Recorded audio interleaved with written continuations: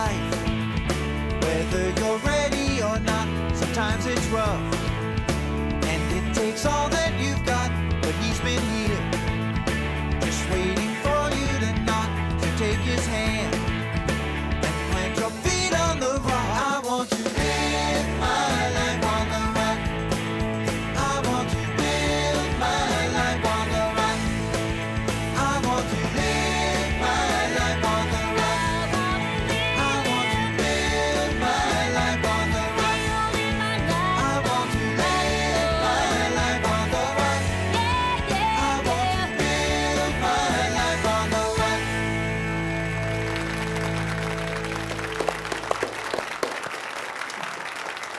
Hi, welcome to Life on the Rock. Tonight our guest is Father Augustine Wetta. He is a Benedictine from St. Louis. He's the chaplain of the St. Louis Priory School, has a blog, has a lot of different ministries going on.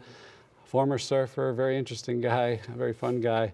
So we're gonna have a good time tonight talking with him. He's gonna share, I'm looking forward to, he's gonna share some of Benedictine spirituality, and he does it in a very funny and compelling way.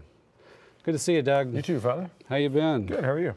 Doing well, doing Good. well. Good. It's about that time. About that time. The annual fundraiser That's right. for the Desert Nuns. The Desert Nuns, Yeah. yes. We have a group of sisters out in Tonopah, Arizona, just outside of Phoenix.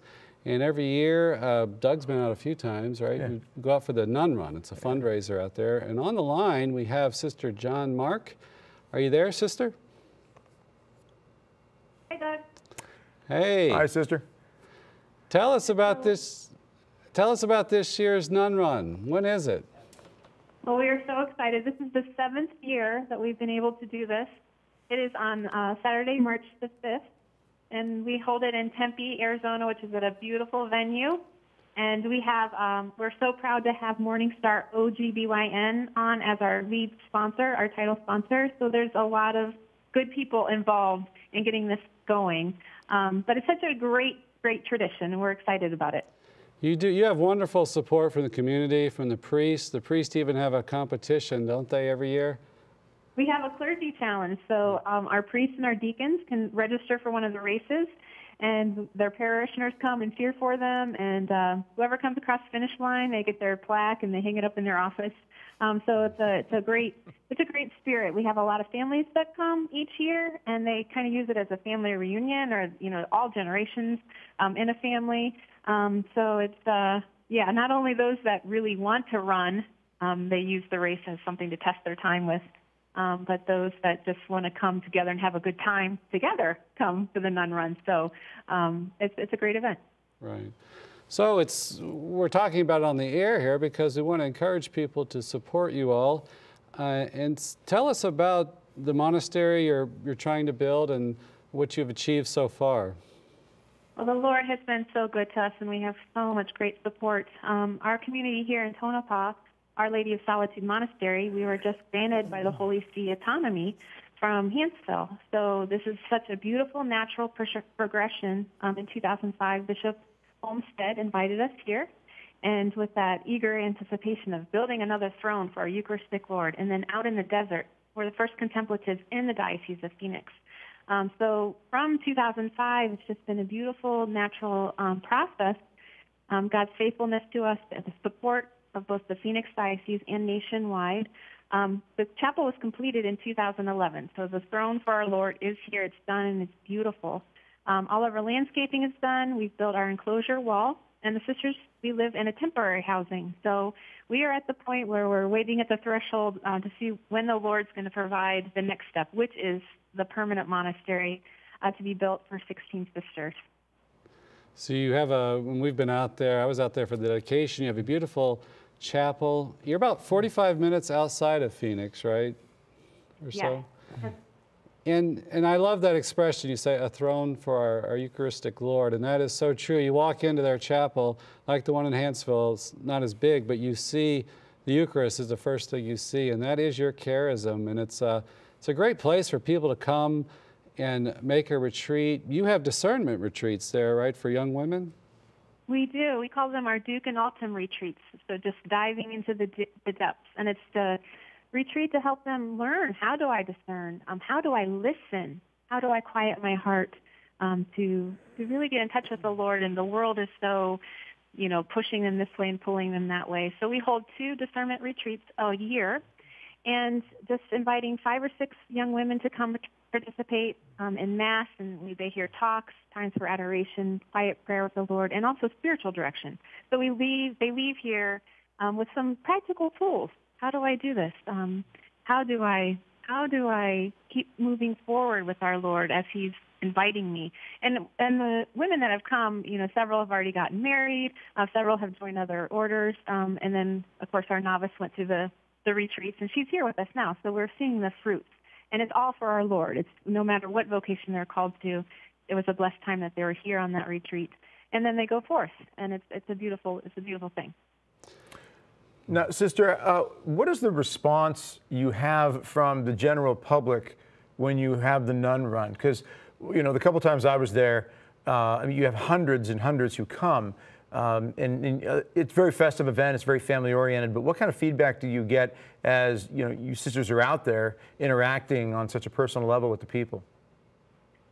Doug, it is very beautiful, and it's that encounter. I get goosebumps thinking about just the people that we meet, and some are curious and just they want to talk to a nun. They've never met a nun, or they tell us their stories of how they grew up with the sisters, the teaching orders, and then just even the depth that trust of that we are here to intercede for them, and we sit with the Lord, and they open their hearts up and share their struggles and their pains and asking for prayers. It's just a beautiful. It's so much.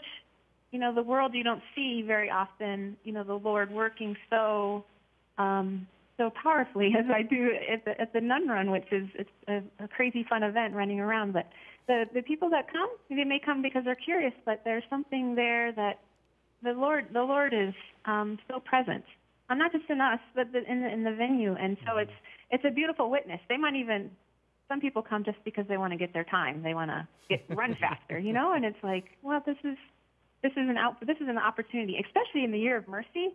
This year we're going to have priests set up in the confessionals out on the soccer field where the starting line is, and to allow that door to be opened. I think it's just that invitation, like, we love the Lord. You know the Lord. Come back to the Lord, or tell us about how you know the Lord. So it's just like an open door for them. Yeah. Well, it's a great idea to have confessions lined up. You can offer them to people, especially who have very poor times when they run, just to kind of atone for the terrible running. Oh. But just so people understand, Sister is a Poor Clare Perpetual Adoration, and this is a foundation, a group that's originally was from Hanceville, and they've established a monastery outside of Phoenix there in Tonopah. So we'd love everyone to support them. You can go to desertnunrun.com. You can make a donation. If you're in the area, you can certainly attend the event. They would love that, March 5th in Tempe. But if you go to that website, they'll give you directions. And we'll just close with, Sister, is there anything else you'd like to share? We're just very grateful for all the support that we have here. We feel very loved and supported. And just to assure everyone of our prayers, we have a beautiful Eucharistic throne for our Lord in the desert.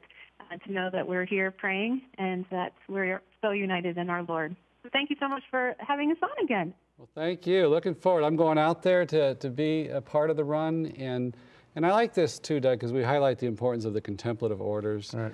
Their apostolate, their work, so to speak, is prayer and sacrifice for the church. And it's so important and vital. They need our support because they're not running a hospital or a school or something that could support them. So they live off of donations. So we need to support our sisters, and it's always a good event. Absolutely. All right, so we're going to take a short break. We'll be back with Father Augustine Wetta, Benedictine from St. Louis. Don't go away. Back in a moment.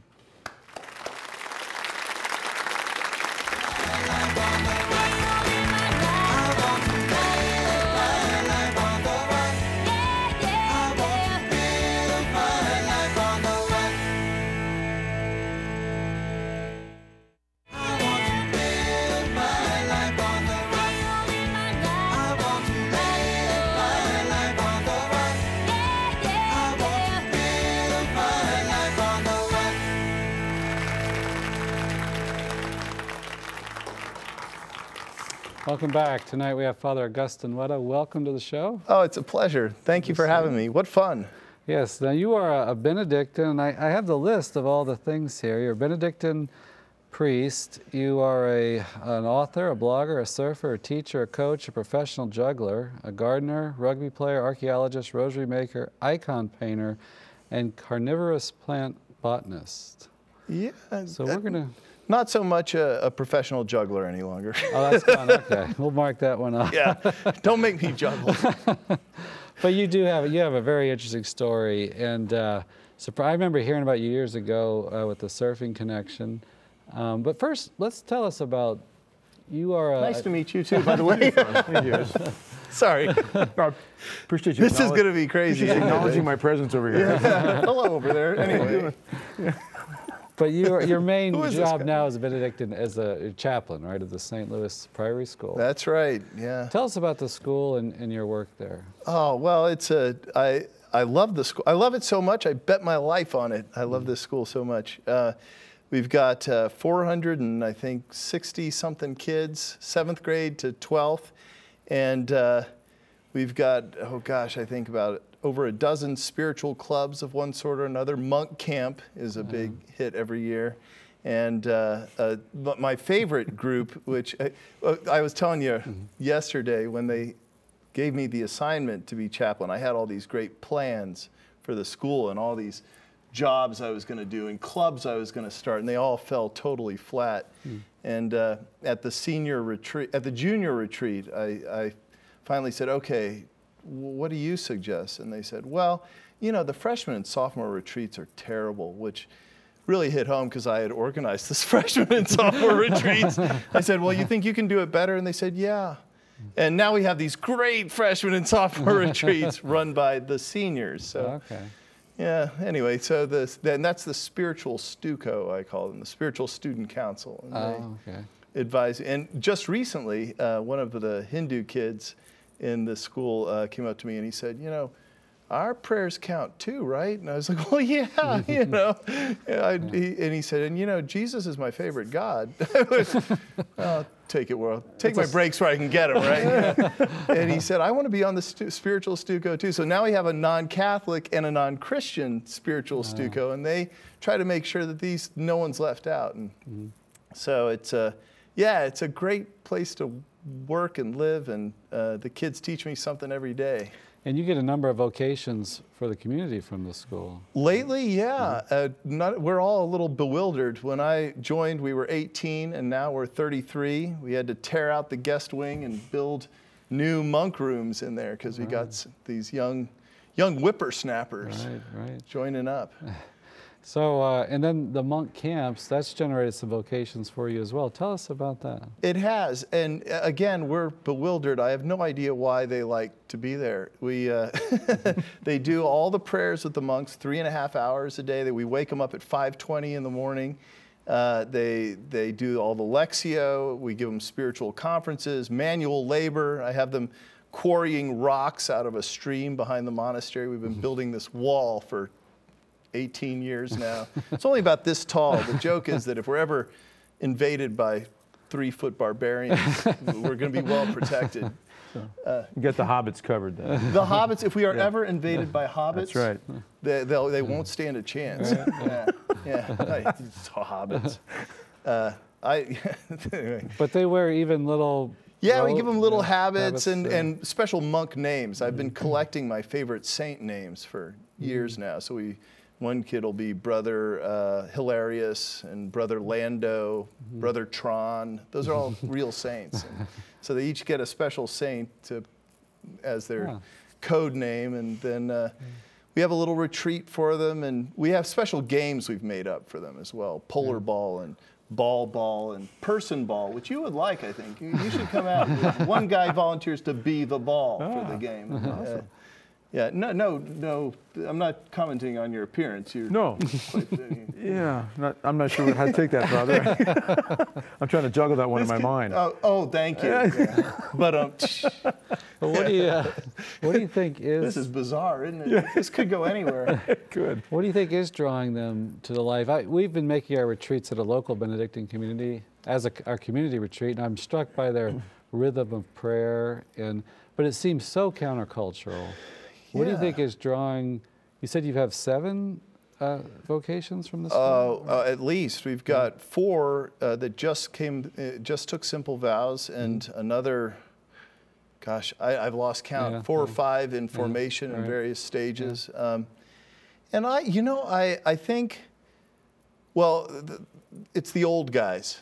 It's the old guys that I think are causing the vocations. We've got just the most amazing old monks, and they're just wise and patient and prayerful. In fact, one of our old guys, he's actually very ill right now, so please pray for Father Timothy Horner, is from a very old Anglican family in England. Little Jack Horner is his ancestor, who sat in the corner with his thumb in the pie, right? And Father Timothy is just a great. He was Special Forces during World War II, and just one of the most intimidating and gentle men you'll ever meet, which is an astonishing comparison. But we keep a pretty strict prayer schedule, and I think young people are looking for a challenge. And I think we genuinely love each other, you know? I mean, we have our little tiffs here and there. Then I'd be dishonest if I didn't admit to being at the center of a lot of those. The car keys are rarely on the hook if Father Augustine takes out the community car. But yeah, apologies to all my brethren out there. On the air, so it must count, right? Well, let's talk about your story, because you do have a lot of energy, you have a lot of interest, you've done a lot of different things, and you found your way. And I was fascinated. I was reading your blog, and you had some stories about your discernment, and it was really riveting for me to hear it, because I think it captures kind of our modern approach and the difficulties a modern person has in entering religious life. But you are from a devout home, a devout Catholic home. Yeah, devout, strangely devout. My father's a history professor, writes books about the movies. My mother's an artist, so there were Orthodox, fiercely Orthodox, combatively Orthodox family, but also strangely sort of intellectual. A lot of arguments at the dinner table. Right. In fact, I remember one of our favorite family stories is that my mother finally said, you know, this family will argue about anything. And my father said, no, we won't. And then we had another big fight over whether or not we would actually argue about anything. And it turned out we could. Yeah, we did. And you but all in good fun. Mostly in good fun. You went to Rice University in Texas. What did you study? Ancient Mediterranean civilizations, which is, Roman and Greek archaeology, history. Yeah, it's going to be very interesting, though. It was interesting. It's also the least number of credits required to graduate from Rice, so it's less impressive than it sounds. But Rice is a tough school. I mean, it's got a great reputation. It was. I liked it. And fiercely or steadfastly secular, to be sure, but and almost so open-minded as to be a little bit ridiculous, but open-minded enough to accept people like me. So I'm deeply grateful to Rice for being such a wonderful place. There you had this would be the late 80s, right, that you were there? Yeah. And you all started a club. What was the club you started? Well, there was another club on campus called the Campus Crusade for Christ. And if you were a devout Christian of any sort, you ended up invited to special parties and Bible studies. And my understanding is that they're not all like this, but at Rice they were very anti-Catholic. And in fact, I was invited to a Bible study, and sure enough, the first topic was about the Catholic Church, and and I remember one of them saying, he said, "Are you a Christian?" And I said, "Yeah, well, I go to Mass on Sunday." And he said, "Well, you can park a car in the garage, or you can park it in the garage, but that doesn't make it a car." And I said, "Well, but if you park it in the garage, I mean, statistically speaking, right?" We went, and then the next week, I discovered when I arrived that they had changed the time and place of the Bible study.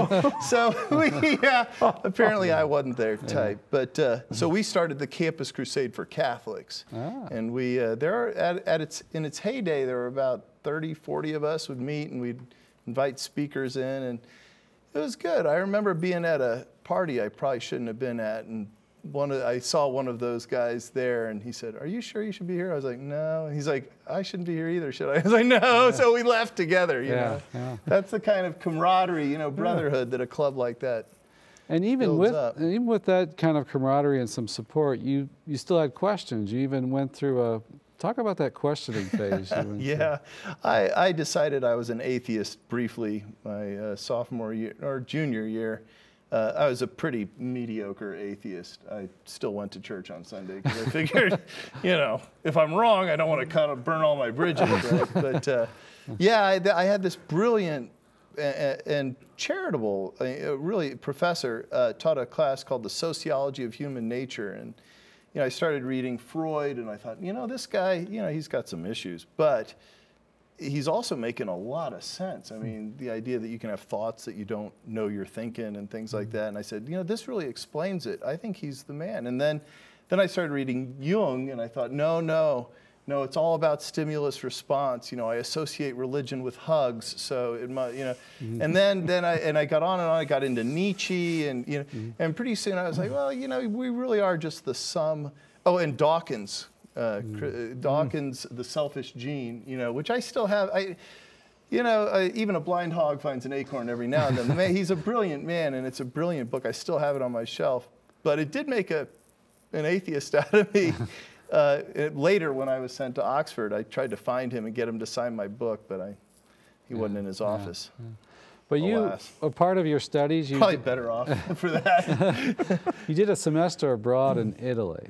I did. And that was a real turning point for your faith. It was, yeah. And I was in the middle of this sort of atheist phase, a sort of quiet inward atheism.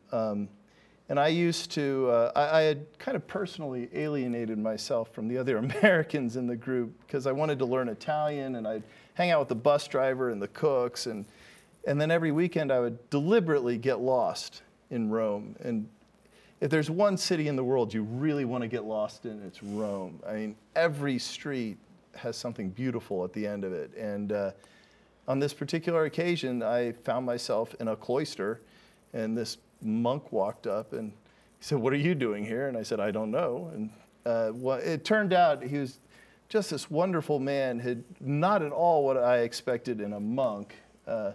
He had played football for Notre Dame. He had been a bartender, and just this big sort of Well, let me stop you there, because we got to take a break, but we're going to come back and hear what this guy told you. So don't go away. Back in a moment.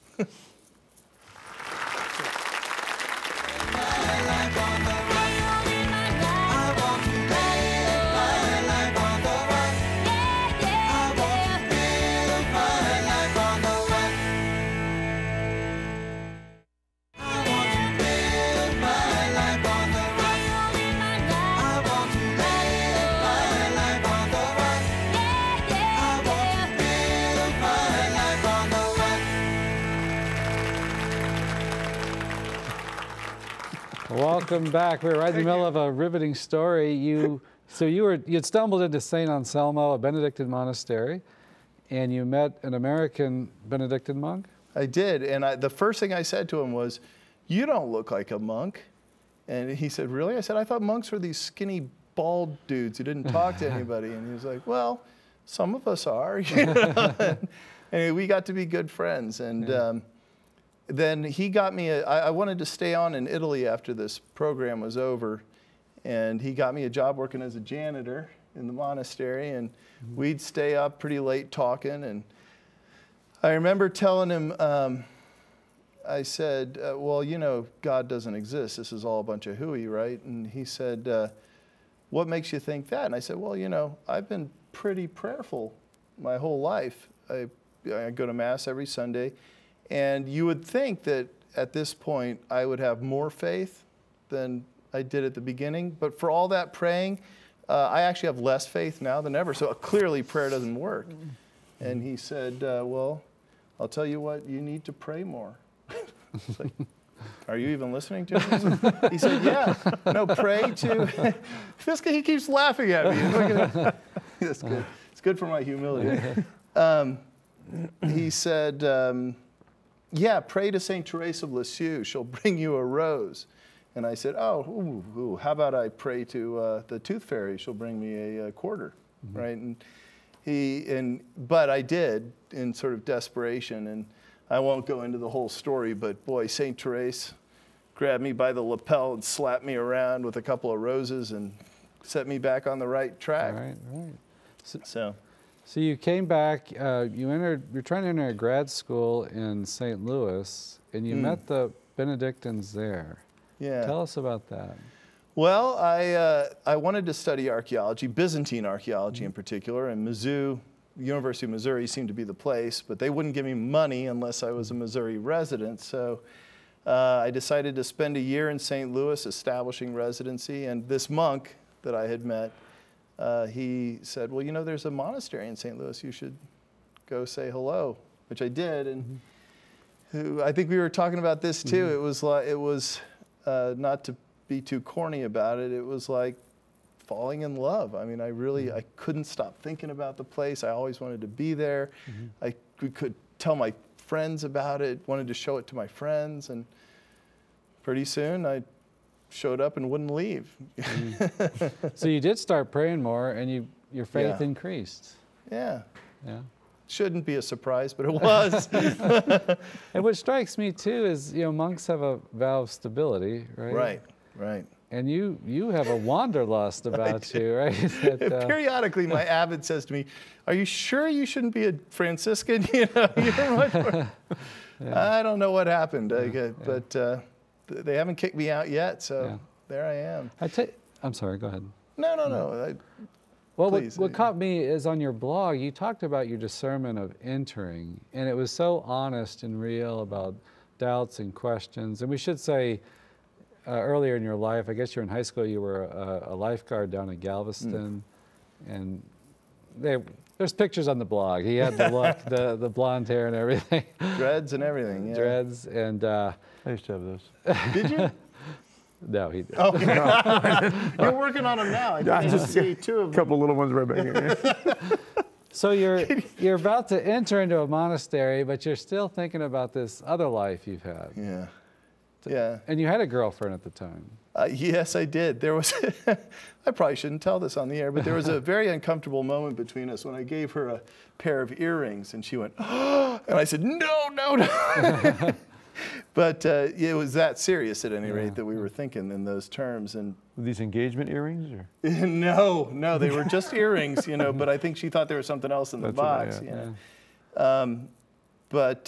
So during the novitiate, I had some really serious doubts. You were asking me, when did I know? And I think about a month and a half after solemn vows, I finally realized I was supposed to be a monk, you know. Well, how did it go with her when you told her, Well, she sent me a box with every gift I had ever given her and every letter. Oh. That was a moment. Okay. Yeah. So she took it well, in other words. No, she did actually. No, she did. And she said, she had a little note that said, you know, you're right. We need to stop talking, and this is how I need to do it. And you know, she was a good person, good soul. That's you know, well done. but I did spend a lot of time talking to old Abbot Patrick that day. And that's what I think is so great that struck me, because I think what you wrestled with is what a typical young person would wrestle with. And what was some of the advice the abbot gave you in discerning this and living? Well, I guess it was maybe 2 or 3 days later, old Abbot Patrick, and he too, please keep him in your prayers. I think he's not doing well. But I walked into his room and I said, Abbot Patrick, I'm leaving. And he said, today? And I said, well, probably not today. And he said, well, in that case, just be the best monk you can today, right? And then tomorrow you can leave. So were you hoping it would have had a little more shock value than that? I guess. I don't know what I was hoping.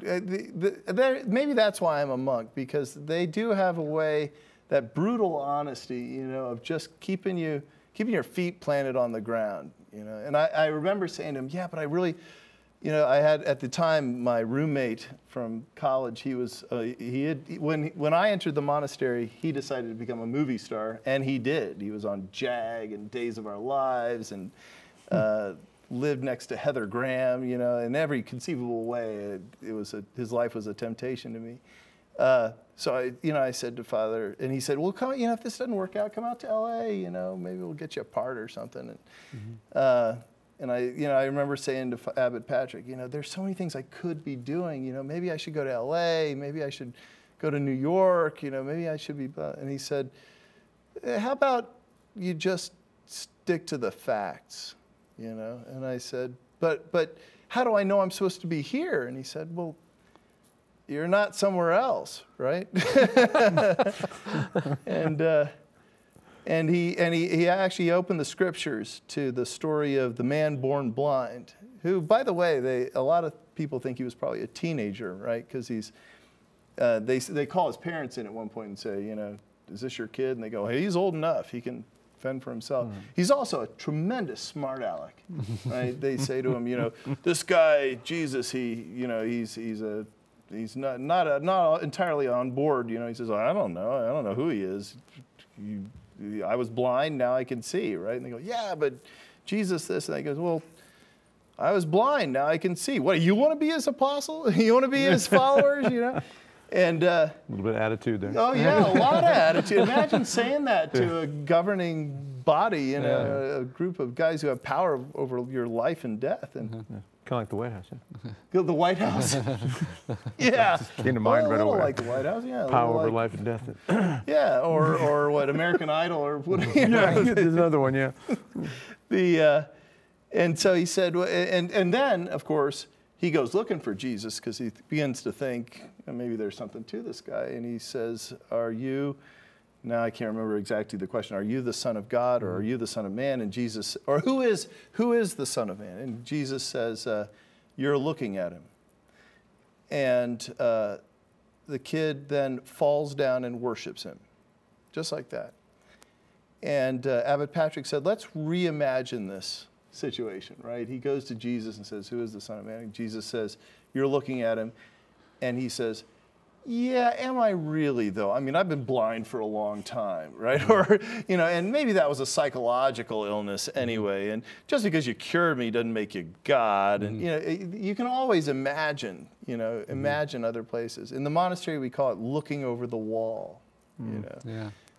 And I think that it affects so many of us in all walks of life. You know, you could be in this marriage and be looking at, I should have married this person, or if I had this job, everything would be okay. And we have these dreams sometimes, and that's right. And we bypass simple obedience to the present moment or what God puts in front of us for a dream that's not living in reality. And the fantasy is always so much more exciting than whatever's going on now. Because in the fantasy, you can hear the epic music, the soundtrack. That's right. That's right. I mean, because you can imagine, you know, just the slow-mo, you know, as you're walking onto the field.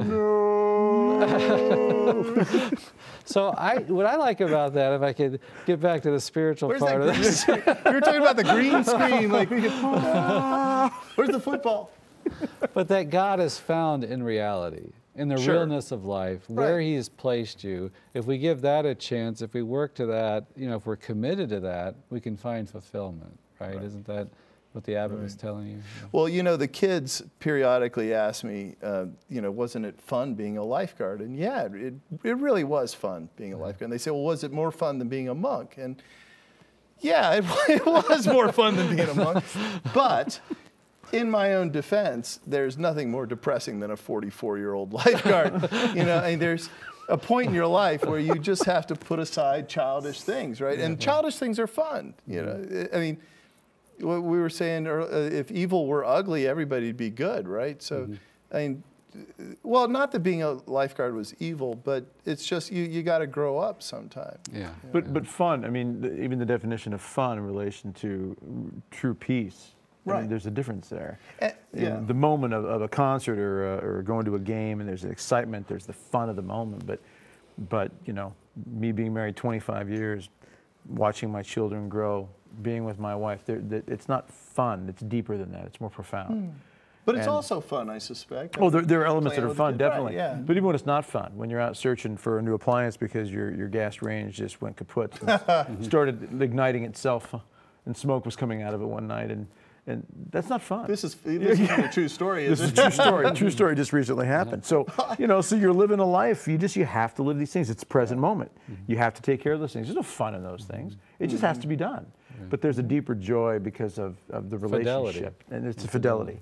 Fidelity to your vocation, to the people that have been entrusted to your care. And that's always been more exciting on a much deeper level to me than any of the fun things I did when I was younger. And there's nothing wrong with fun. No, I mean, fun is has good. Its place. And the novices stole one of our golf carts the other day and were careening across campus. And now that would be fun. That looks fun. Yeah. But as my mom once told me, you'd be a fool to sacrifice joy for the sake of fun. That's it. I promised not to talk about my saintly mother, didn't I? We should mention too. You wanted us to mention this that you were diagnosed with Parkinson's a few years ago. Yeah. And a few too many hits in the head playing rugby, I'm afraid. Yeah. But tell us about that. I mean, that has to be a challenging thing to face. No. Not if you stick to the facts, right? If I start to shake, don't wave back. I'm not nervous. I'm not angry. It's just I've been hit in the head too many times. No, it's funny. People keep saying I'm handling it well, and how do you handle it? I could be sitting in my room crying, I suppose, if I really worked up to it. But you got what you got, and it could be cancer, could be any number of things, and it's it is what it is, It's probably going to put an end to my juggling career, but I'm really tired of juggling, so it's a blessing in that respect, Okay, and you're working on a book, and you've got a great blog. We're going to talk about the book and the material you've been using from it in your blog when we come back. So we're going to take a short break, and we'll talk about some Benedictine spirituality. So don't go away. Back in a moment.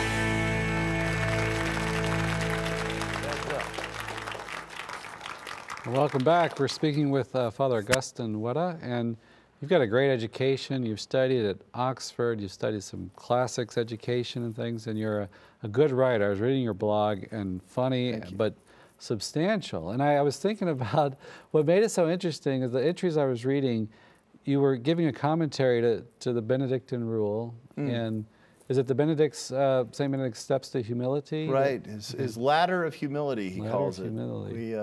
That started, every week I give a different reflection on the rule to our students. And we've got this wonderful shrink on therapist on staff named, of all things, Dr. Fury. He gave this great talk. Specializes in anger management, I suppose. Yeah. He gave this great talk to the parents, which he entitled, "Don't Let the Village Raise Your Child." But he and I got to thinking of all the things that we tell kids that is so destructive. We say... I'm sorry, was the foreword of the book written by Hillary Clinton? I suspect she would not have been sympathetic. She's too busy preparing to be president. Right.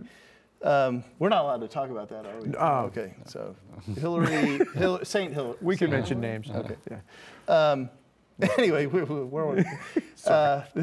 this could go anywhere. Yeah, I went through a door I shouldn't have. So. Yeah, well, that's all right. That's the first step you talk about is to be afraid. To be afraid. A step to humility. Right. Well, we went through these cliches that you tell kids: follow your dreams. You're perfect the way you are. Be true to yourself. Don't fear nothing. And we kept and then we went through the Benedict's steps of humility, and his first step is, fear of God? Fear, yes. Keep the fear of God always before your eyes. Right. And so we decided step number one, if you want, and this whole, what was be afraid. Yeah, it's okay to be afraid of something. I mean, that's what keeps you safe, right? And don't follow your dreams. You know, some people have stupid dreams. So don't follow those dreams. And if everybody followed their dreams, we'd live in a world of chaos, right? And don't be true to yourself. You know, Jeffrey Dahmer was true to himself, right? I mean, don't be true to somebody better than you, like say, you know, Jesus, right? And so we went through this list, and we started laying it out for the kids one at a time.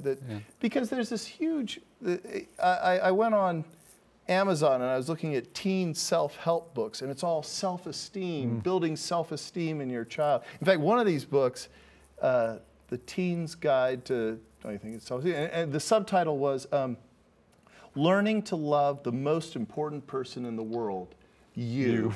I thought, I cannot think of worse advice to give a teenager than that. And I think this relates to what we were talked about in your discernment was, you know, the dreams that we have sometimes, you know, we should have ideals and hopes and want to transform the world, want to do something great with our life, but we have to have a certain appreciation for our own weakness and self-delusion, selfishness, self-centeredness, that I can see things through a lens of selfishness, that this dream is self-serving. You know, I'm called to this, stay with this, work at this with all your heart and grow, rather than chase after something that's just about me. Isn't that what you're kind of talking about? Yeah, and you know, I mean, I don't want to overstate my case. You got to have dreams, and you do need to love yourself, you know, and but that's got to be tempered with a healthy dose of reality and docility to God's will. Right, right. What about put your worst foot forward? That was one of your steps there. Tell us about that one. Well, you know, this whole business about, you know, lean in, you know, put your best foot forward, show the world your better side, and this whole concept of self-esteem. I can't imagine John the Baptist saying, you know, building up his self-esteem, looking in the mirror and saying, I'm beautiful, people like me, you know. I can do this today. I can do this, you know. No, it's I must decrease so he can increase. And St. Benedict says, confess your sins to a spiritual elder. And I think, you know, being frank and honest about what you're bad at is really key. I mean, the year I stopped coaching rugby at Priory, the team went to state. And, you know, as one of the kids told me, he said, "Father, you are a great cheerleader. You are a terrible coach." And, you know, okay, so I'm not a great coach. Right. Okay, you know. Yeah. But it's really important to know that so that I don't spend a lot of time working on something I can't do. You know? Right. But so you didn't follow your dream then? Of being a coach. Yeah, well, yet another dream shattered. Now I have a dream of being a neurosurgeon. Yeah. How about this one? You write about think inside. Not gonna happen, buddy. Probably you not. see me on the operating table, roll over, get out of there. How about think inside the box? What would that one be?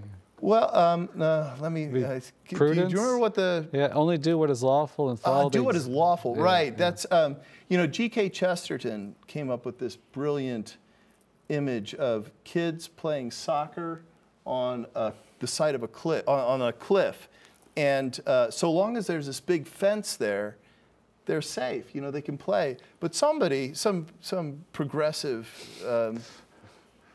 Forward-thinking individual tears down the fence because, you know, I mean, this is going to crimp their style, right? Well, then the kids are terrified. They won't play. No one wants to go chase after the ball because they're afraid of falling off the edge of the cliff. And these rules, you know, the psalmist says, "Your law is sweeter to me than honey in the mouth." You know, and I think we've lost track of that. You know, the law is not there to restrict you; it's there to free you. Right? I mean, you shouldn't do drugs because it's gonna destroy you, right? So a law that tells you not to smoke crack is gonna protect you. It's gonna keep you free. I think we see it the sexual revolution. I mean, just you know, just this total abandoned way of life is, you know, produced so much misery, divorce, abortion, broken hearts, I mean, disease. It's just been terrible, the effects of it. Yeah, I was talking to somebody who said, no, you see, the divorce rate is a good thing because it means people are unsatisfied with bad marriages. So you see, the increase of divorces is an evidence that marriages are happier. Yeah, there's logic for you. How about number 12, keep your chin down, reverence. Wherever you go. He says, St. Benedict says, wherever you go, keep your eyes on the ground. And remember, doesn't he say something about, I'm a worm and no man, or something like that? Or remembering the words of the publican, Lord, I am a sinner, not worthy to lift up my eyes. Right. And, you know, in old school, they used to call it custody of the eyes, right? And, of course, King David, of course, is the great example of that. You know, you gotta watch what you look at, and keeping your eyes down is one way. Keeping your eyes focused on the earth, being grounded, we say, is really essential to holy. And you know, now that I think of it, I think that's what drew me to the Benedictines. That you know, the kids ask why we wear black, and it's because St. Benedict says, keep the day of your death always before your eyes.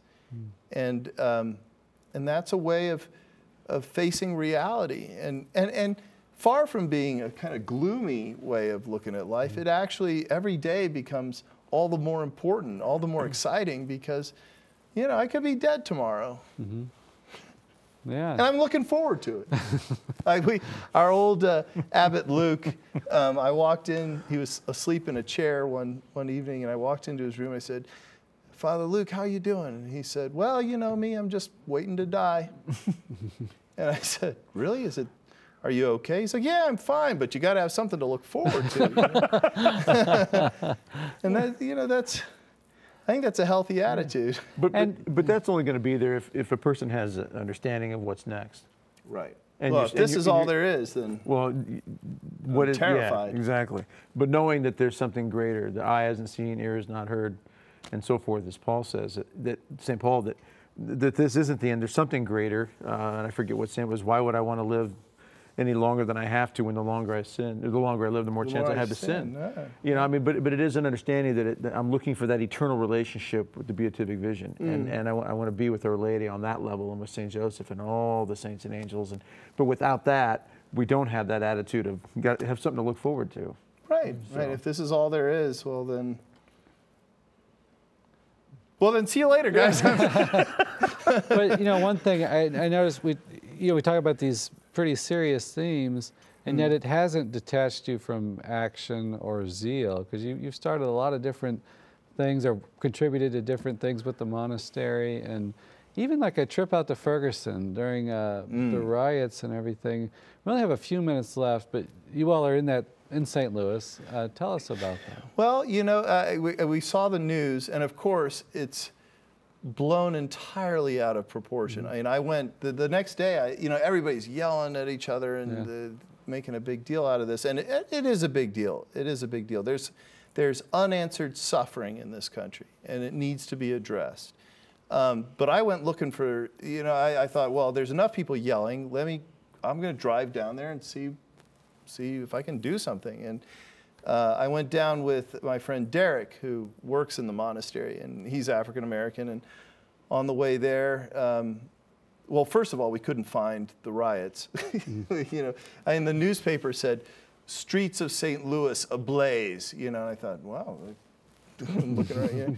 But couldn't find the smoke. Right, right. And I said to Derek, you know, what's going on? And he wouldn't tell me at first, you know, but he eventually confessed to me that he's been pulled over 5 times, you know, and I've been in our neighborhood, and I've only been pulled over once, and I was doing 50 and a 35. So can we edit that out? So I had it coming. Yeah. But on the other hand, we have these security guards who work, and they're cops on the side. And I asked him, I said, you know, what's going on? And he said, I don't want to pull somebody over, but if they call the cops on this guy, what am I going to do? You know, so. And you took from that this importance of really hearing people. Of listening. Yeah, I think, you know, everybody, it feels to me like everybody is yelling at everybody about what they should be doing. Right. You know, and you talked to the policeman, you talked to an African American who suffered racism. But there was one guy I talked to who did do something, and his name is Max, and he's a 7th grader. We just about have a minute and a half. So oh, no. Well, he and his brother asked their mom if they could go down to Ferguson, and she said no. So they went on the internet and raised $17,000 and fixed somebody's business for him. And they were like high schoolers. Yeah, he and his older brother. So, you know, because they were listening, they looked in the newspaper, found out who needed help, called them on the telephone, and listened to their suffering. That's a great story. You know? Can you give out any information, websites, blog, or website for your friary or your monastery? Monastery, yeah. The old St. Louis Abbey has its, I guess it's stlouisabbey.org. So visit us there, and then I've got this little blog called Humility Rules, or Benedictine, spelled T-E-E-N. Very clever, if I might say so myself. All about humility. It's a fun read. You weave humor in there, but have the substance of the rule, and it's got some depth to it. So just a great work you're doing. But thanks so much for joining us. Oh, it was a pleasure. Thank you. May our Heavenly Father shine His face upon you. May He give you His peace. And may Almighty God bless you, the Father, and the Son, and the Holy Spirit. We'll see you next week on Life on the Rock.